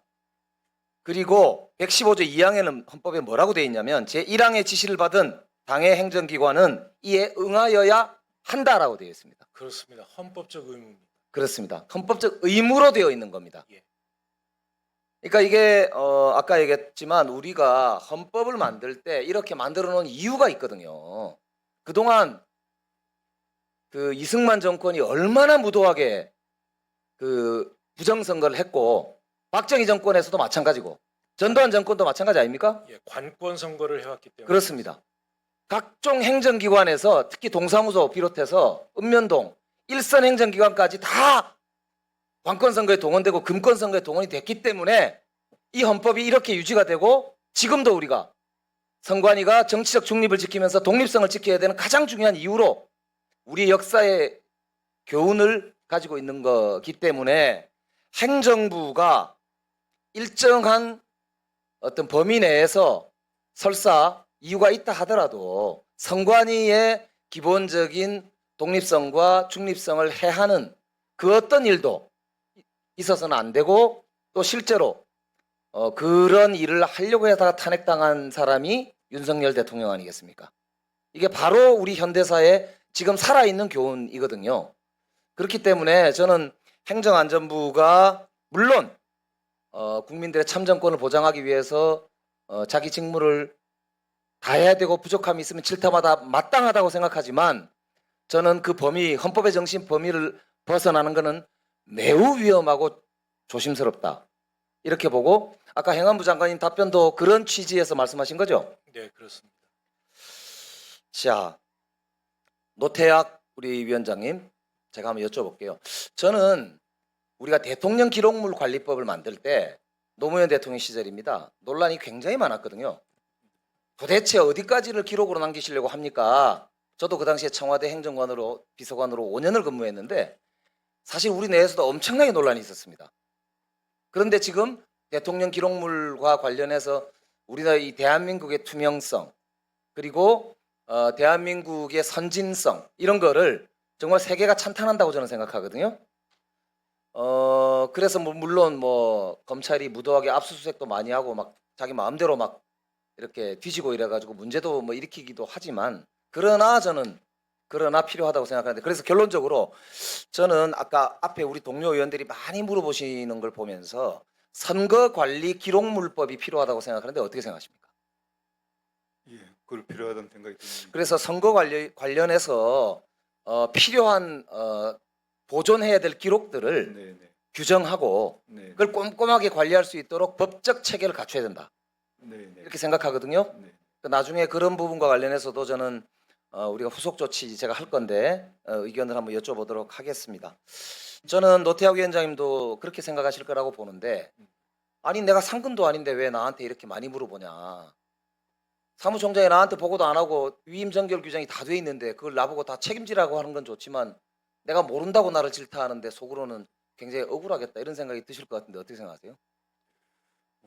있을 수 없는 이 사태에 대해서 무엇보다 가장 큰 책임은 위원회를 대표하는 저에게 있다고 생각합니다. 그 부분에 대해서 어떤 뭐 질책도 좋습니다. 마다하지 그런 자세를 않습니다. 가지시는 건 네. 좋다고 생각하고 그래서 저는 네, 네. 상임화를 해야 된다고 생각하거든요. 네. 선거관리위원장과 뭐 2명이 됐든 3명이 됐든 추가로 상임위원들이 있어서 상임을 이제 도입을 하는 게 좋겠다고 생각하는데 어떻게 생각하십니까? 제가 이제 그 위원장으로 근무하면서 늘 기회가 있을 때마다 언론을 통해서 이거는 상근이 필요하다라고 꼭 주장을 많이 했었습니다. 그리고 네. 상임을 할 뿐만 아니라 현재 우리 헌법을 고치지 않고도 할 수 있는 방법은 위원장님 포함해서 호선된 분들이잖아요. 다 위원장이 네, 되는 네. 분들은 그렇죠. 그러니까 임기 2년씩 해가지고 예를 들어서 3명이 위원장 포함해서 상임을 하면 2년씩 돌아가면서 위원장을 맡기로 하고 상호 호선하고 이런 방법은 어떻다고 생각하세요? 그건 현행 헌법 내에서도 가능하리라고 생각을 합니다. 그래서 네. 개헌을 안 하고도 상임화를 통해서 책임성을 제고할 방법이 있다고 저는 생각하거든요. 네, 네, 호선의 방법으로 이루어진다라면은 충분히 가능하리라고 생각을 합니다. 수고하셨습니다. 김은혜 의원님 질의하여 주시기 바랍니다. 네, 윤호준 장관님. 네. 추가로 제가 좀 궁금한데 당일날 2월 3일이죠. 그 행안부가 투개표 상황실도 운영하고 긴장 늦추지 말자 실시간 상황 점검하셨잖아요, 그렇죠? 예, 그렇습니다. 당일날 제가 그 비상 상황에 즉각 대처하도록 방송까지 내보내신 걸 봤습니다. 네. 그러면 기사로 국민들이 먼저 알고 나서 상황실이 이제 보고가 17시 44분 저희가 온 자료를 보면 행안부 자치혁신실장이 장관에게 메신저로 보고를 하던데 네. 이게 좀 보고가 늦었다 그런 생각은 안 드셨어요? 네, 그 한 15분 정도 걸린 것으로 알고 있습니다. 저한테 그러면 보고되고 아까 말씀하셨던 것처럼 기억을 아마도- 헤아리실 때 17시 27분 정도 네. 그때 서울시와 행안부가 네. 같이 연락을 주고받았다라고 하신 건데 중앙선관위하고는 연락을 안 하신 겁니까? 네, 행안부는? 그래서 아마 그 어떻게 조치를 하고 있는지 선관위 확인하느라고 시간이 좀 걸린 것으로 알고 있습니다. 근데 선관위하고 그럼 연결이 중앙선관위하고 안 행안부는 됐습니다. 연락을 서로 하신 거죠? 했는데 연결이 안 됐습니다. 연락이 안 됐다고요? 아마 받았는데 바빠서 답변할 수 없다. 예. 지금 이렇게 저희한테 준 이런 것으로 알고 자료에는 있습니다. 행안부하고 중앙선관위가 무려 그날 6차례 통화한 걸로 나와 있습니다. 바로 그때의 이 상황에 대해서 선관위 입장을 물었는데 지금 그 대응하느라고 시간이 없다라고 해서 답변을 듣지 못해서 그리고 나서 저한테 6차례를 아무것도 그러면 전화도 안 되는 상황에서 통화 안 된다고 하고 장관님한테 그냥 보고를 한 거예요? 그 뒤에 통화가 된 것으로 알고 이 있습니다. 통화가 몇 시입니까? 6시 이후. 네. 잠깐 멈춰 주실래요? 찾으실 동안에. 네, 5시 23분경에 유선 통화했고요. 그다음에 그 뒤에 6시 22분, 20시 33분. 아니 그러니까요. 예, 지금 그 충분히 중앙선관위하고 연락이 됐는데 지원 네. 요청 받을 만한 상황이 됨에도 아까 서울시만 했지 직접적으로 연락이 안 됐다고 하시니까 제가 그러니까 말씀드린 거고요. 서울시로부터 그러니까 그러니까 선관위로부터 제가 연락을 나중에 받은 것이 시간을 아니라 드릴게요, 장관님. 중앙선관위랑 통화를 하신 거고요. 네. 장관님의 지시는 뭐였습니까? 그 보고를 받고 어떤 지시를 내리셨어요? 예, 선관위에 어떠한 결정을 내리는지를 계속해서 모니터링하고 대기를 하라라고 하는 것입니다. 헌법적 의무로 그렇게 말씀하신 거예요? 예, 그렇습니다. 퇴근은 그날 몇 시에 하셨습니까? 저는 그날 근무일이 아니라서요. 오전에 점검을 하고 숙소에 머물고 있었습니다. 6월 3일부터 5일까지 관용차 운행일지 자료를 2차 질의 전까지 주시고요. 어쨌든 중대한 참정권 침해라고 생각하시죠? 네, 그렇습니다. 이게 공직선거법상 얘기를 하지 않더라도 국무위원으로서 역할 갈라치기 하지 않아도 참정권 침해는 함께 전 정부가 고민하고 엄중하게 대응해야 될 상황입니다. 맞죠? 무겁게 책임을 느끼고 있습니다. 네. 국무위원들도 그렇게 느끼시지 않을까요? 장관님, 그렇죠? 네, 당연한 일입니다. 청와대는 장관과 국무회의 참석자 대상으로 제가 알고 있기로는 24시간 쉬지 않고 핫라인을 가동하고 있는 것으로 알고 있습니다. 네, 네. 일명 온라인 국무회의 체제 아닙니까? 그래서 네. 장관님도 그 단체 텔레방에 들어가 계시죠? 예, 그렇습니다. 그럼 새벽에 대통령님이 지시도 하시고 그러십니까? 뭐 그러신 적도 있습니다. 네. 장관님도 받으신 적 있어요? 예, 그렇습니다. 적극적으로 그럼 소통을 하시면 투표용지 부족 사태와 관련해서 6월 3일부터 4일까지 텔레그램 방에서 대통령이나 유관 부처 장관들에게 상황을 공유하거나 메시지 남긴 사실이 있으십니까? 텔레그램으로 보고를 하지는 않았습니다.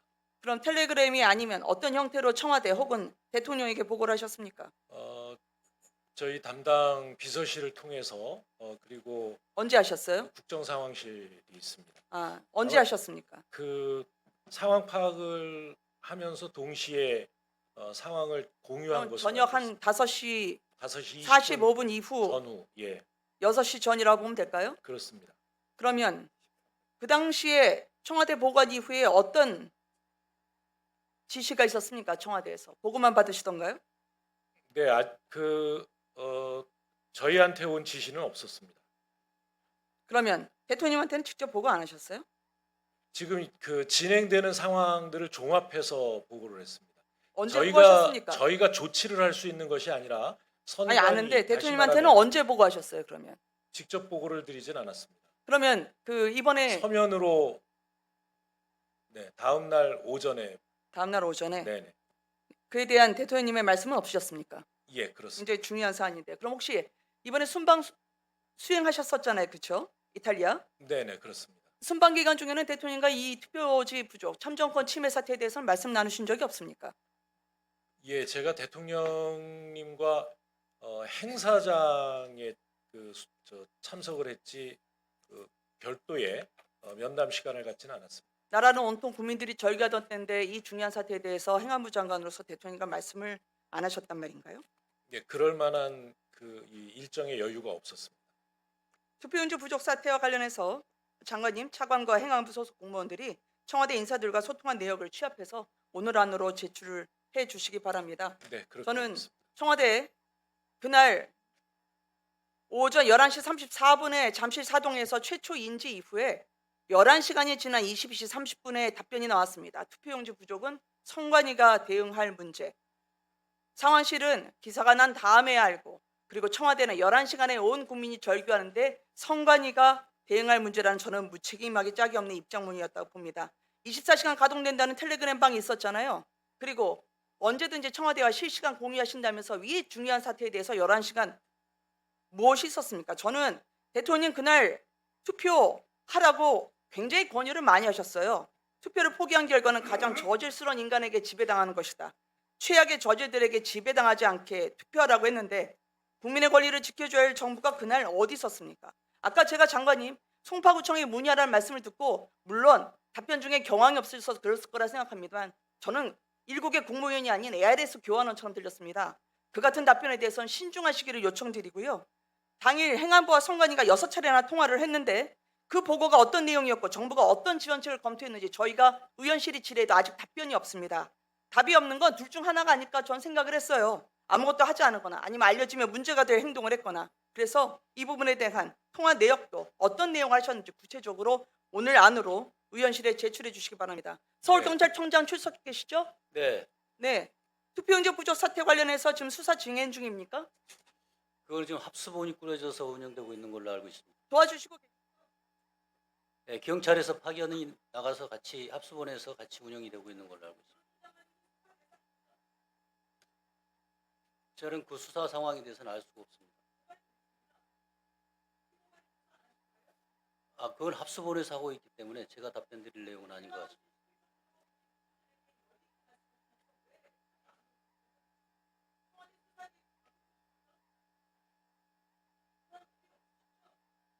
그 합수본에서 판단할 일은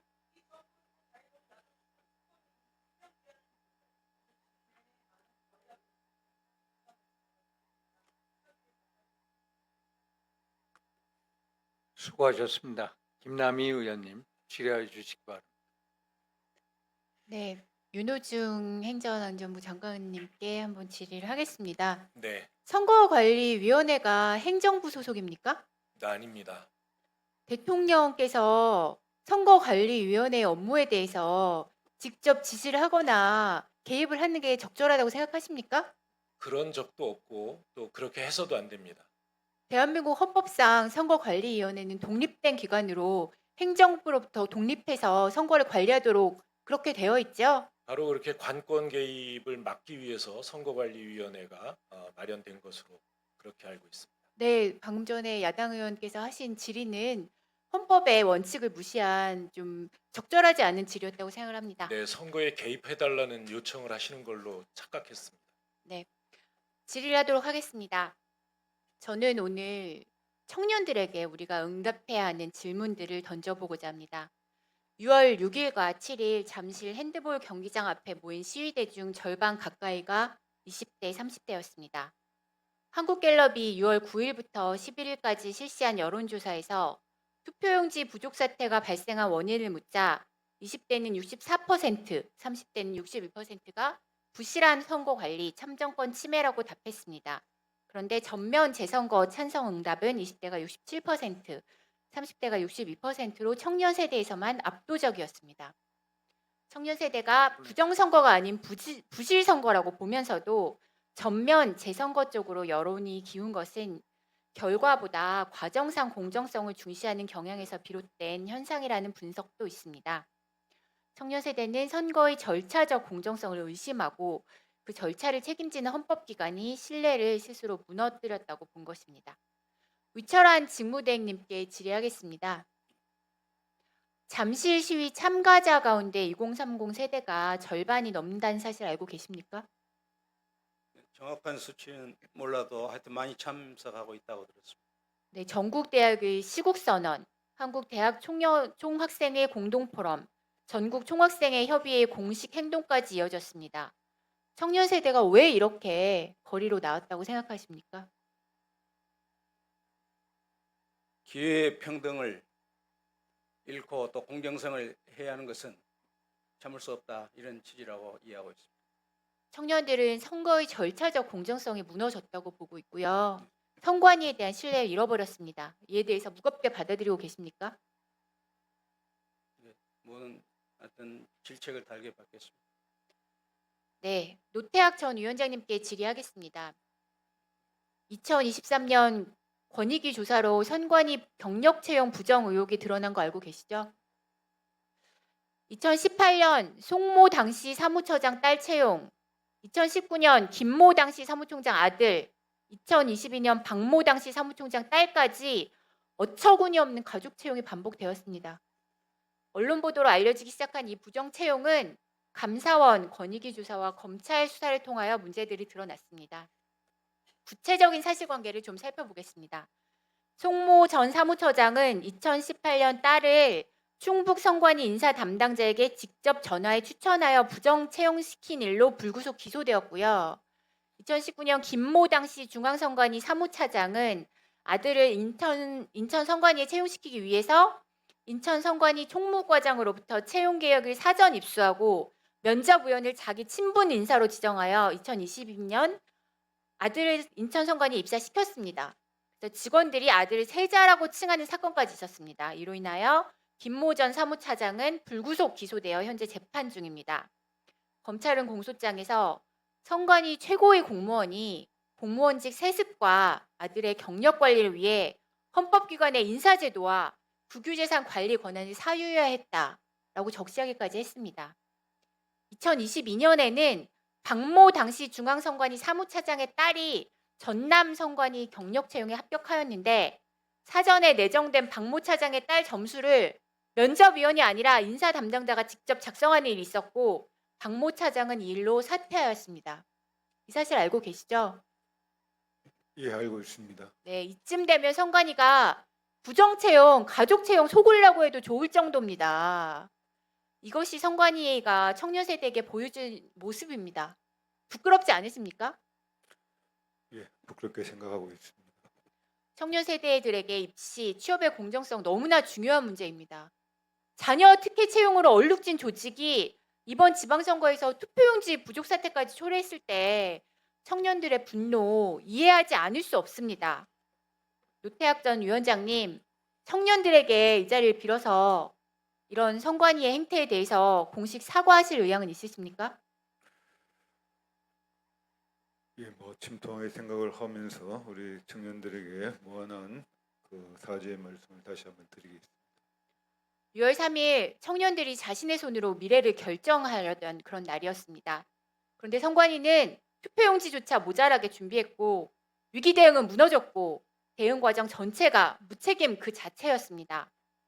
청년 세대는 우리의 미래를 책임질 사람들입니다. 그들이 선거라는 민주주의의 가장 기본적인 제도를 불공정하다고 느낀다는 것은 우리 사회 전체의 민주주의가 흔들리고 있다는 경고입니다. 저 또한 이 나라의 일원으로서 청년들의 신뢰를 지켜드리지 못한 데 대해서 함께 무거운 책임감을 느낍니다. 이번 사태로 선관위 개혁뿐만 아니라 부정채용과 부실 선거 관리로 무너진 청년 세대의 신뢰를 어떻게 회복할 것인지 그 구체적인 대책이 필요합니다. 선관위는 이 상황을 무겁게 받아들여야 합니다. 직무대행님, 이러한 일 재발하지 않도록 어떤 대책 가지고 있는지 말씀해 주시기 바랍니다. 우선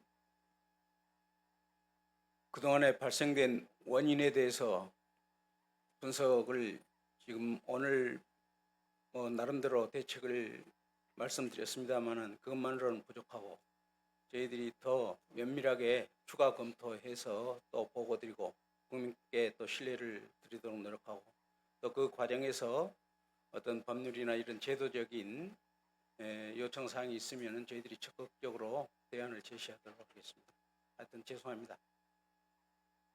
네, 청년들에게 우리가 부끄러운 모습을 보이지 말아야 한다고 생각합니다.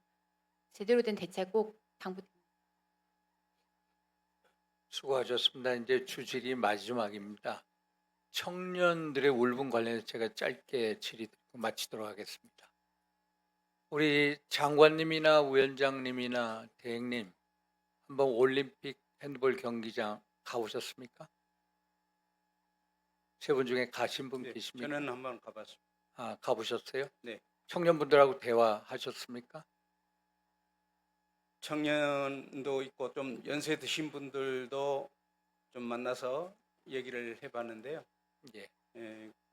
그 선거 자체 참정권 침해에 대해서 상당히 분통해 하는 모습을 봤고 또 스스로 오는 분들도 꽤 많이 있었습니다. 그리고 예, 분노와 절규를 들으셨죠? 예, 직접 들었습니다. 그러니까 그 젊은 청년들이 진짜 차가운 아스팔트에서 밤을 지새우고 또 낮엔 땡볕에서 한가하는 그 현장 네. 보셨으니까 그 공감을 하고 계시죠? 네, 너무 죄송스럽고 다시는 이런 일이 발생하지 않도록 정말 노력해야 되겠다 이런 다짐을 했습니다. 그분들이 요구하는 것이 특권이 아닙니다. 가장 상식적인 요구 아닙니까? 네, 그렇습니다. 난생 처음 투표를 해보러 투표소에 갔더니 투표지가 없습니다. 네. 대한민국이 그런 나라밖에 안 되냐. 정말로 이북에도 이런 일은 벌어지지 않을 겁니다. 그 허탈감, 배신감 어떻게 우리가 채워줘야 한다고 생각하십니까? 저희들이 그동안의 잘못은 철저하게 반성을 하고 또 다시 그런 일이 발생하지 않도록 대비를 철저히 해서 그분들의 그 허탈감 이런 것을 잘 설명을 하고 달래줘야 된다 이렇게 다짐을 합니다. 그 대행님께서 잘 아시다시피 공직선거법 6조 있지 않습니까? 네. 공직선거법 6조를 보면 국가는 국민이 선거권을 행사하도록 필요한 조치를 취해야 한다라고 되어 있습니다. 네. 당연히 국가는 필요한 조치를 취해야 됩니다. 네. 그게 참정권입니다. 국가가 필요한 조치를 취하지 못했습니다. 이게 누구 책임입니까? 누구 책임입니까? 국가 책임이죠. 네. 그럼 국가가 선거관리위원회 선거사무를 일임했습니다. 선거관리위원회 당연히 책임이 있죠. 그러면 선거관리위원회만 책임이 있습니까? 그럼 도대체 국회는 뭐 했습니까? 지금까지 선거관리위원회 문제 있다는 거 수두룩히 뛰지 않았습니까? 감사원도 알고 국회도 알고 대통령도 알고 행정부도 알고 다 모르는 게 아닙니다. 헌재도 압니다. 안 그렇습니까? 그런데 그대로 방치를 해왔어요. 다 공범들입니다. 저도 그 현장에 몇 번 가면서 낯을 둘 수가 없습니다. 정말 대하기도 부끄럽습니다. 그렇지만 대하려고 노력합니다. 송파 행돌 경기장 안에 있는 그 투표함 투표지 어떻게 그분들을 설득해서 우리가 가지고 나올 수 있는가 계속 설득하고 있습니다. 우리가 모두 방치를 했습니다. 그리고 선거관리위원님들 뭐 했습니까? 수당 받고 꿀보직 받고 외유 다니고 결국 사무처는 골마 터졌습니다. 이게 도대체 누구 책임입니까? 단지 선거관리위원회만의 책임입니까? 아닙니다. 우리 모두의 공동 책임입니다. 전 최근에 대통령께서 그 우리 대한민국 축구팀 32강 북중미 월드컵 탈락한 걸 보고 SNS에 쓰신 글 여러분 한번 대행님 기억하십니까? 무능한 지휘관을 선발하면 결과가 뻔하다. 무능한 지휘관이 결국 이런 경기를 자초했다는 겁니다. 그러면 우리 국가의 무능한 지휘관이 누굽니까? 대행님. 국정의 최고 무능한 지휘관이 누굽니까? 한번 물어보십시오. 우리 윤호중 장관님 누가 책임입니까? 무능한 지휘관이 누굽니까? 이 사태의 무능한 지휘관.